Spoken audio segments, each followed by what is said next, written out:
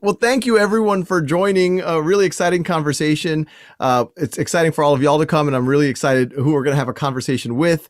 Richard Russig, who I think for almost all of y'all needs really no introduction. Well, thank you very much. Thanks. I'm thrilled to be here. And I got to tell you a story I haven't told you before, I don't think, Sal, is when you got started and you were really starting to take off with Khan Academy, I turned to Dave Patrick, who this might have been this was 2009, 2010, something along pretty early on in your growth trajectory. And I'm like, hey, Dave, should we be worried about this Khan Academy thing, because maybe that's going to be big competition. And Dave said, no, we don't have to be worried about Sal succeeding. We have to be worried about him failing because he's carrying the banner for online education. So I want to thank you personally for not failing and for carrying the banner for online education so well. Art of problem solving, I've never felt kind of a competition with, because it's so complementary to what we're trying to do. And it's such a rich spectrum. I have my own kids. We have the whole collection of art of problem solving books. We do problems together on it all the time. So I think these are very complementary efforts that we're doing. But I will take the privilege of starting asking Richard a few questions that I've always wanted to ask him.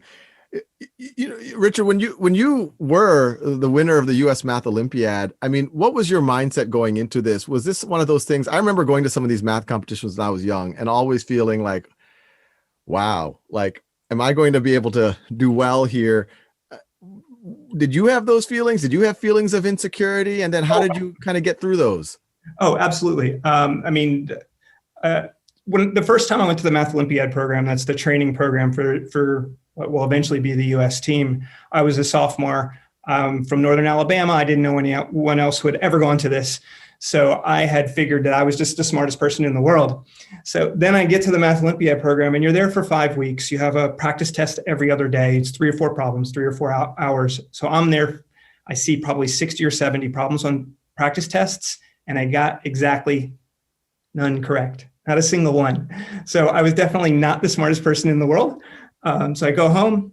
The next year I practice. I work really hard. I had this stack of formula sheets, and I was so sure what I really needed to do was know more math. I was going to learn more math like those other people knew. So my stack got bigger. I knew all the formulas. I was going to show them what I could do. I got back to the training camp my junior year, and I showed them what I could do. I still couldn't do any of the problems. Did not get a single problem the second year either. It was the third year when I went back and I took my stack and took out the first sheet, and I'm like, why is this true? Why is this true? Why is this true? And realized I didn't know why. And it was that year, spending that year asking myself, why are these things true, that I think I first started really doing math and first started really thinking about the process of creating knowledge instead of just ingesting knowledge. And I think that was the transition that made me able to do some of these Olympiad problems. Certainly when I sat down for that test, I was terrified. I'm like, I'm not going to get any, just like I usually don't get any. But that transition really paid off, that change of focus. And I think that's something that we really bring out when we're teaching is trying to help other students through that shift. So you must have been understanding a lot of math intuitively. So what was kind of the difference? The set of facts I knew I could apply to problems that were close to things I had already seen. It's just when it got a little bit farther away and I had to create tools that I would need to solve those problems. Mm-hmm.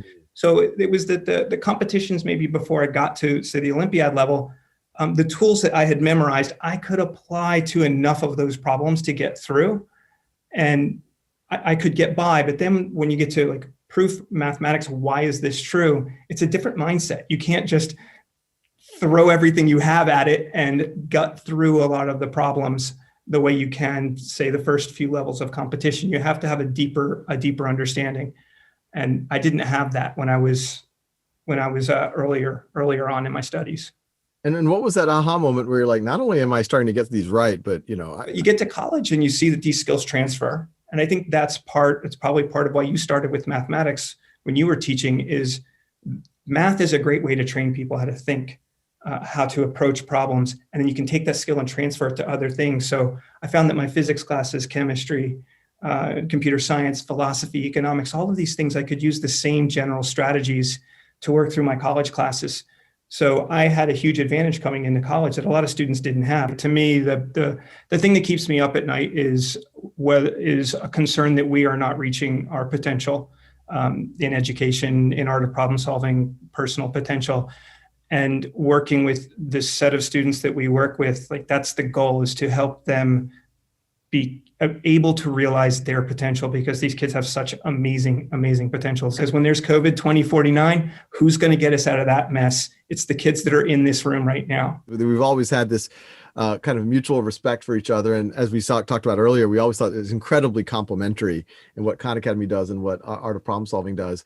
I think there's a couple of areas that we would love to see collaboration with both the orgs and frankly with the communities. One area is we want all of y'all to seriously think about leveraging the schoolhouse.world platform, one, to give back to other people, because I'm guessing almost all of y'all are either already amazing tutors or could develop into being a really amazing tutors of other people, and you'll feel really good about that. You talked earlier about the complementary nature of Khan Academy and AOPS, and I think that's exactly right.